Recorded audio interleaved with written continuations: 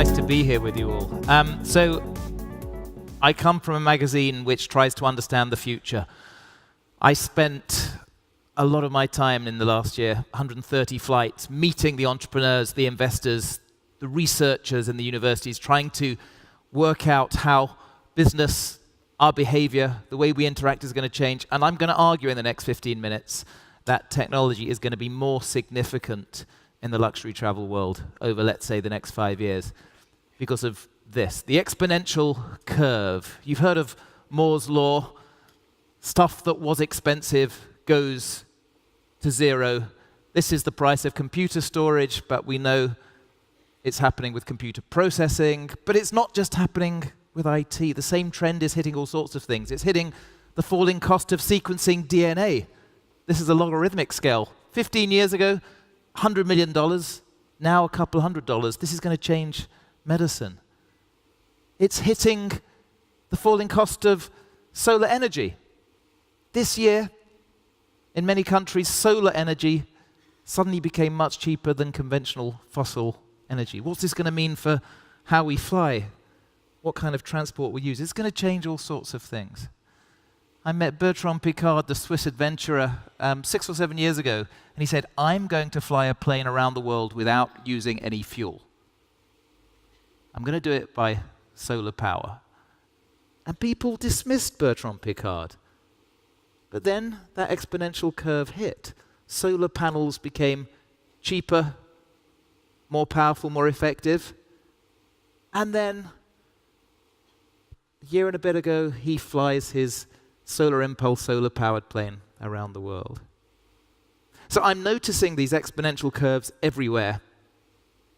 Because when you network the world with billions of mobile devices, you create new exponentials, which create new business opportunities if you're fast enough.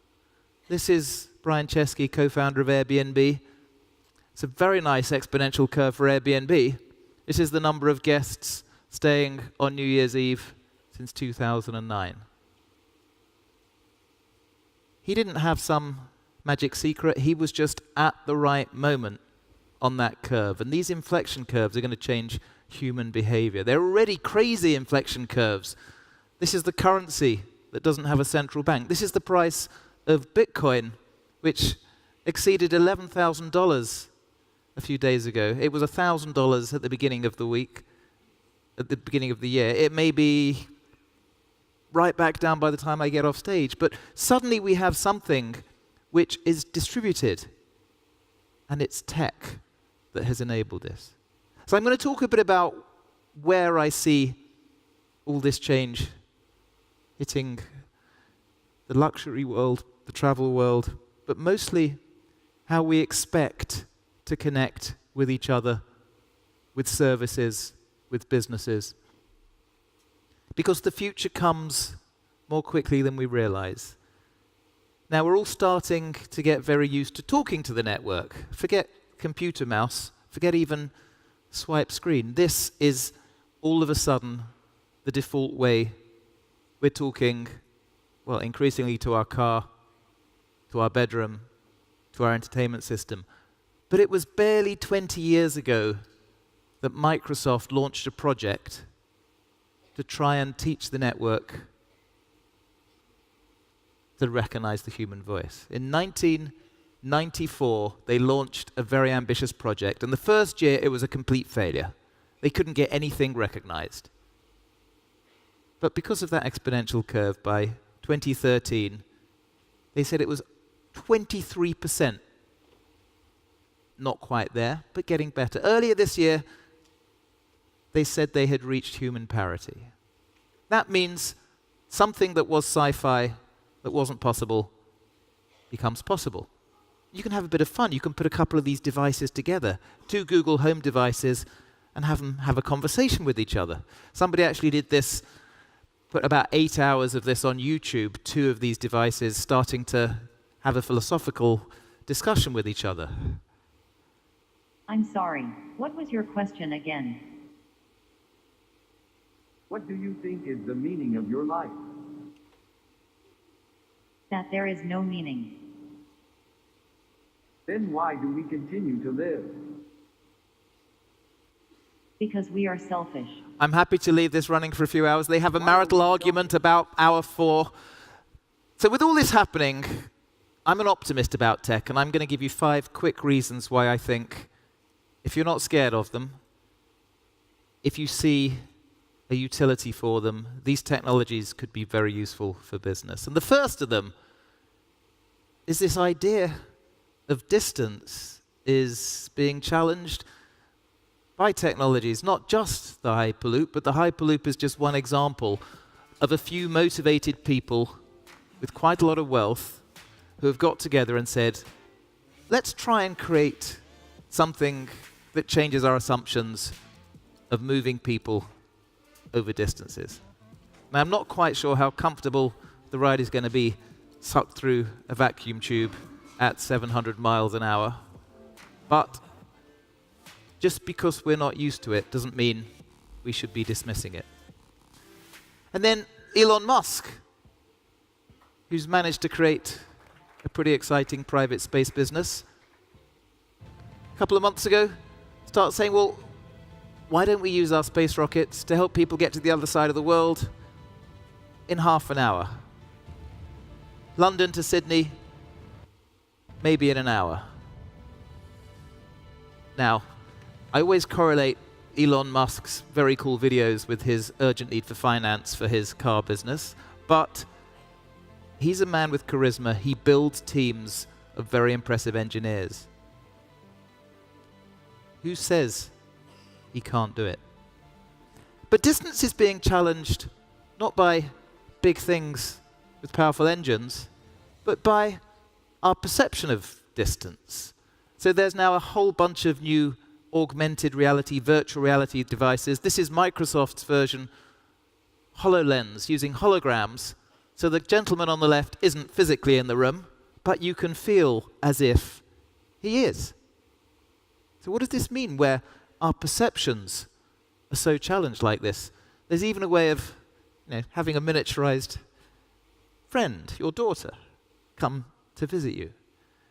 What does this mean for the experience of travel?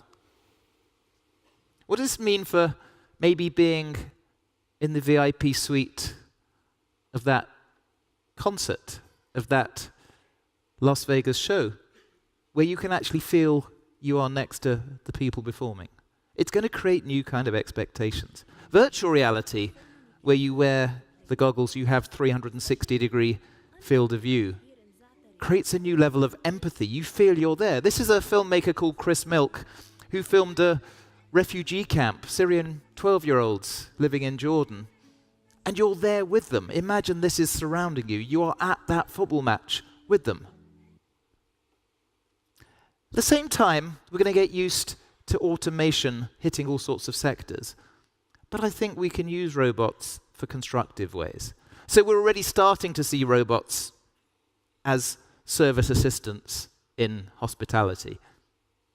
But I think this is a very, very, very granular part of what the future portends.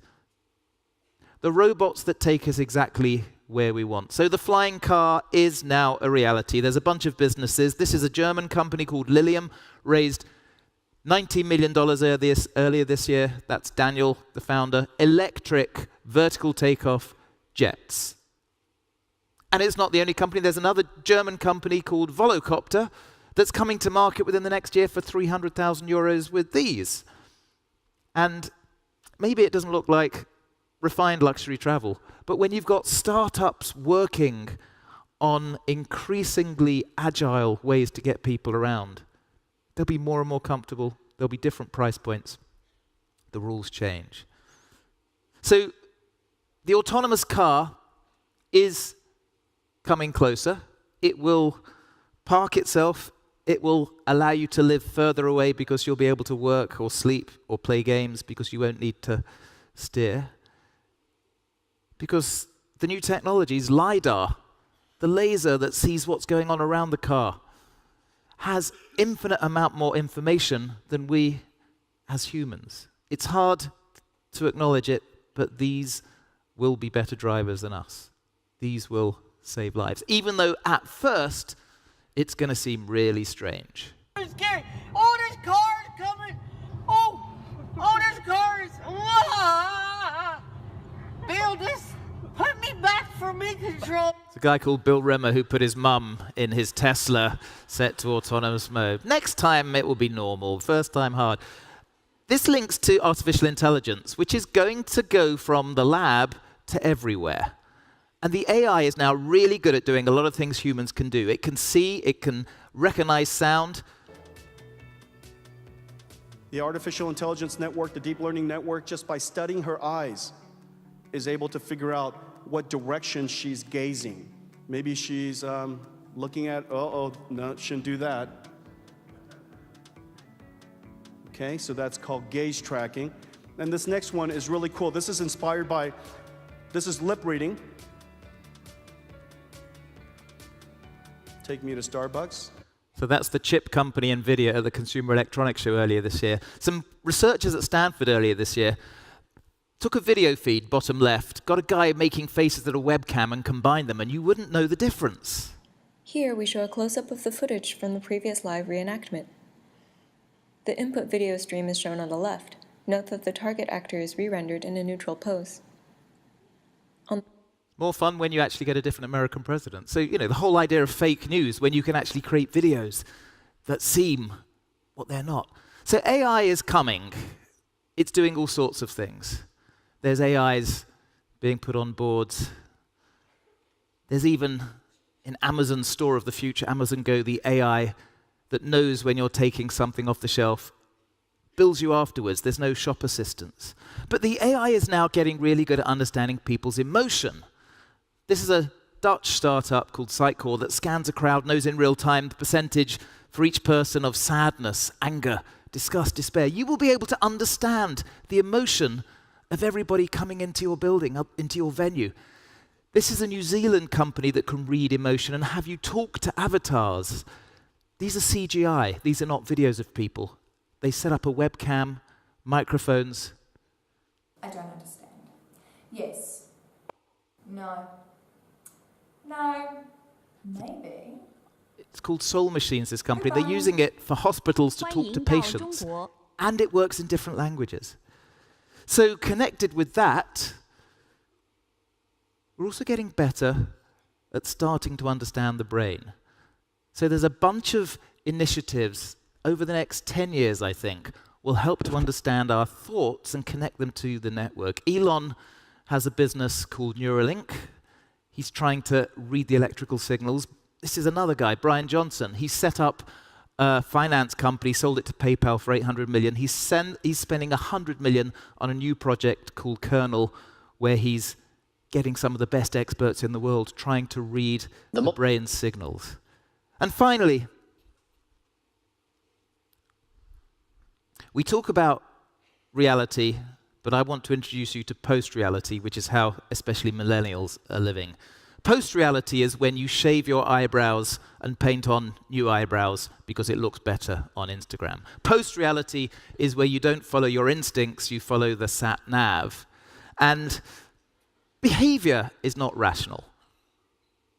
Somebody posted on the chat forum Reddit 2 years ago a question. If somebody from the 1950s was to come back, what would be the hardest thing to explain to them about modern life? And my favorite answer was, I've got a device in my pocket capable of accessing the entirety of information known to man, and I use it to look at pictures of cats and get into arguments with strangers. So for all this tech, your customers are increasingly irrational. We've had to redraw Maslow's hierarchy of human needs for this new world. So think of what these virtual reality opportunities are going to create for these newly irrational people. This is Magic Leap. Company funded for $2 billion to create some kind of visual illusions.